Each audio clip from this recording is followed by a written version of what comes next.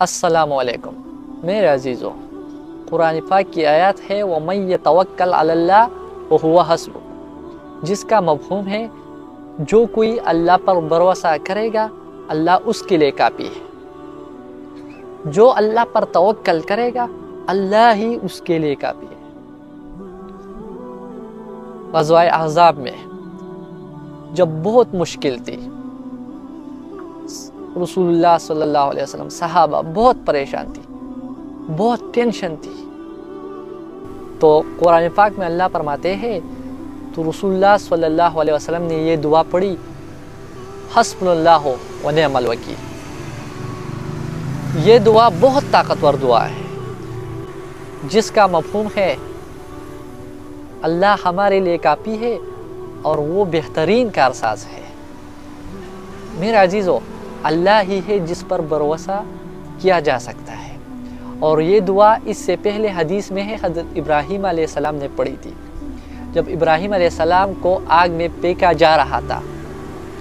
جب ابراہیم علیہ السلام نے بت توڑے تو لوگ آئے ابراہیم علیہ السلام سے پوچھنے لگے کہ آپ نے یہ بت توڑے، تو ابراہیم علیہ السلام نے جواب دیا کہ اس بڑے بت سے پوچھو، شاید اس نے توڑے ہوگے، کیونکہ ابراہیم علیہ السلام نے سارے بتوں کو توڑ کر بڑے بت کے کندھے پر وہ کلہاڑی رکھی تھی۔ تو ان لوگوں نے کہا کہ یہ کیسے بول سکتے، یہ تو بت ہے۔ تو ابراہیم علیہ السلام نے کہا کہ میں بھی آپ لوگوں کو بتا رہا ہوں کہ یہ بت ہے، تو آپ لوگ کس طرح اس کی عبادت کر سکتے ہیں؟ جب بول بھی نہیں سکتے کس طرح لوگ اس کی عبادت کر سکتے ہیں؟ تو ان میں سے ایک نے کہا کہ اسے آگ میں ڈالو۔ تو ابراہیم علیہ السلام کے لیے آگ بھڑکائی گئی، بہت بڑی آگ لگائی گئی، اور وہ بہت دنوں سے وہ آگ چل رہی تھی۔ تو پھر اس کو ابراہیم علیہ السلام کو اس آگ میں پھینکا جا رہا تھا، تو ابراہیم علیہ السلام کو ایک منجنیق میں رکھا، اور ابراہیم علیہ السلام کو جب پھینکا جا رہا تھا تو جب اب ابراہیم علیہ السلام ہوا میں تھے، تو اسی دوران حضرت جبرائیل علیہ السلام اور میکائیل آئے اور ابراہیم علیہ السلام سے پوچھا کہ کیا آپ کو ہماری مدد کی ضرورت ہے؟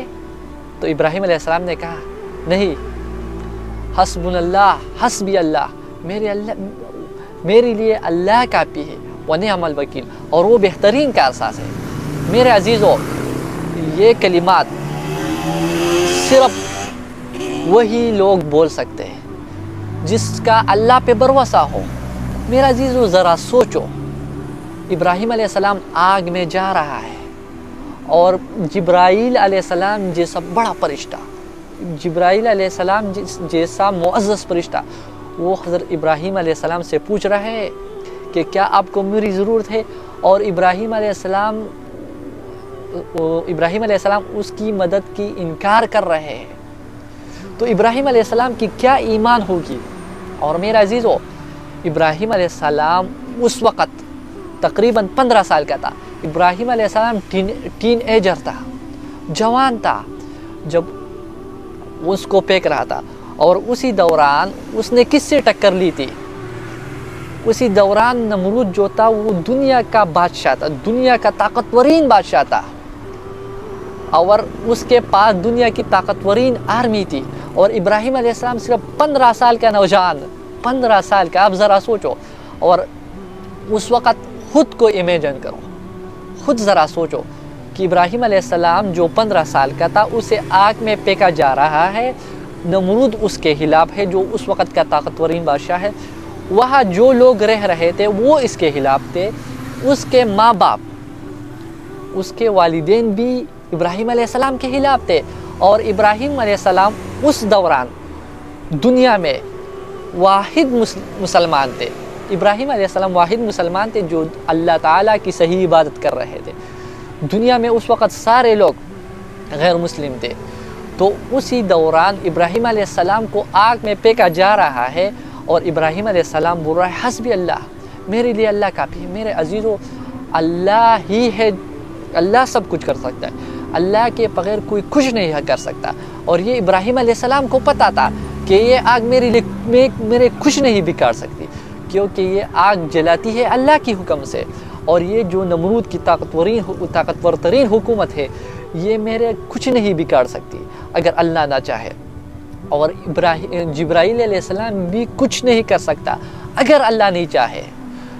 جب اسے آگ میں پھینکا گیا، جب ابراہیم علیہ السلام کو آگ میں پھینکا گیا تو ابراہیم علیہ السلام، تو اللہ نے آگ کو حکم دی کہ ابراہیم علیہ السلام کے لیے ٹھنڈی ہو جاؤ اور سلامت والی بن جاؤ، تو وہ آگ ٹھنڈی اور سلامت والی بن گئی، اور ابراہیم علیہ السلام اس آگ میں رہے، لوگ کہتے ہیں تقریباً 40 دن تک رہے، اور اس آگ وہ ابراہیم علیہ السلام کے لیے ایک باغ بن گیا، ایک خوشبو آ گئی اس باغ میں۔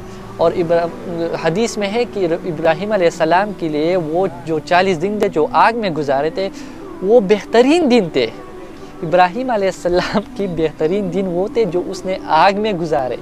تو میرا جو 15 سال کی عمر کا لڑکا اور دنیا میں واحد مسلمان اس وقت، وہ ساری دنیا سے ٹکر لے رہے، کیونکہ اس کو پتہ ہے کہ اللہ ہی ہے جو سب کچھ کر سکتا ہے، یہ دنیا، یہ سب کچھ اللہ کے علاوہ یہ سب کچھ مردے ہے، اللہ کی اذن سے سب کچھ ہو سکتا ہے، اللہ کے بغیر کوئی کچھ نہیں کر سکتا۔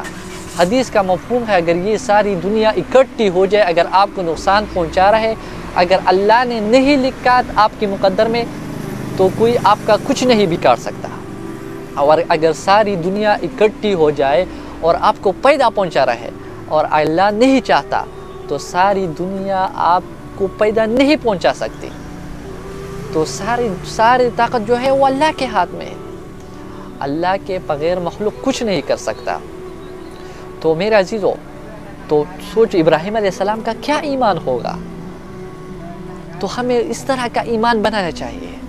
تو میرے عزیزو سوچو، ابراہیم علیہ السلام آگ میں جنت کی طرح زندگی گزار رہے ہیں، تو آج اگر ہم اپنے زندگی کے بارے میں سوچیں، ہمارے کیا مسئلے ہیں، ہمارا یہ مسئلہ ہے، اس طرح ہم پریشان ہیں، ہمارے یہ مسئلے ہم پریشان ہیں، تو ہم تو آگ میں نہیں جی رہے ہیں۔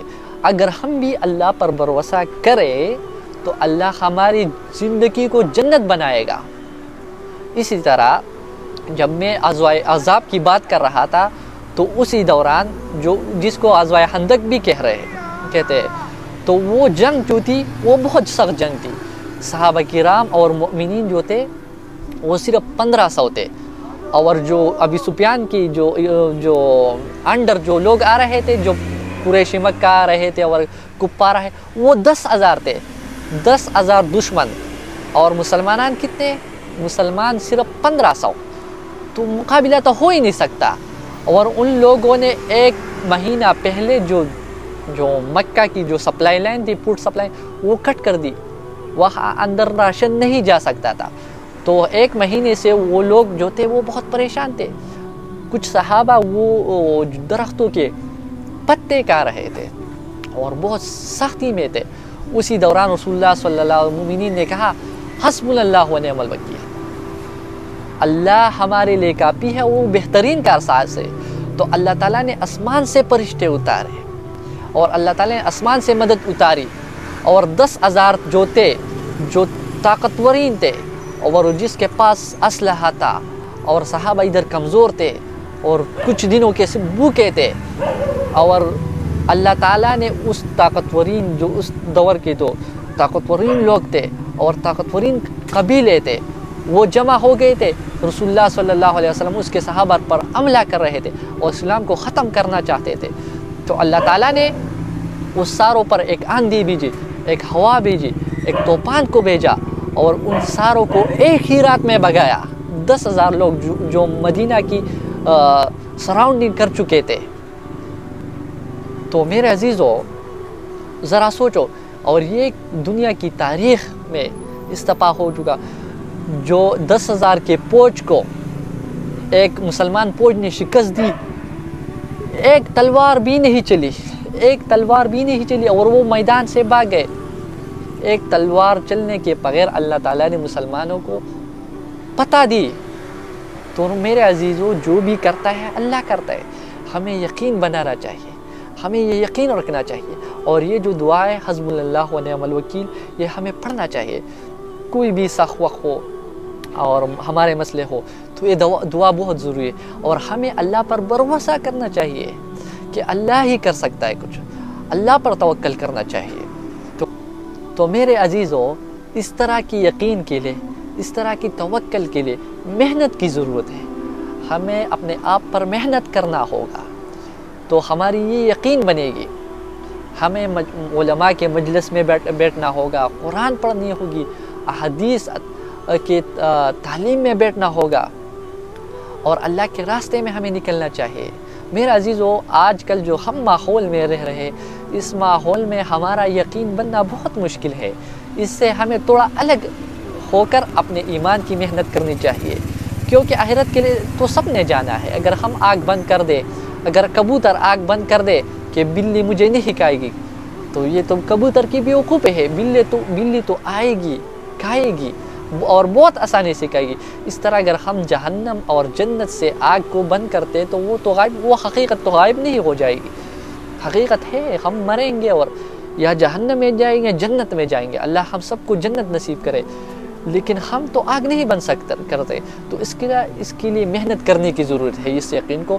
تو یہ یقین اور یہ توکل ہمیں دنیا میں بھی مدد دے گی اور آخرت میں بھی مدد دے گی۔ تو اس کے لیے ہمیں اللہ کے راستے میں نکلنا چاہیے اور اللہ کی طرف لوگوں کو بلانا چاہیے۔ تو اس کی محنت کی ضرورت ہے۔ روزانہ ہمیں اللہ کا بولنا چاہیے، اللہ کی بڑائی بولنی چاہیے، رسول اللہ صلی اللہ علیہ وسلم کی مبارک طریقوں پر زندگی گزارنا چاہیے، اور اس کے طریقوں کی طرف لوگوں کو بلانا چاہیے، اور اللہ کے راستے میں ہمیں نکل جائیں۔ 4 مہینے کے لیے ہو، 40 دن سال میں ہو، 3 دن مہینے میں ہو، اور شب جمعہ پر ہمیں جانا چاہیے۔ تو اس میں ہمارے اندر تبدیلی آ سکتی ہے۔ والسلام۔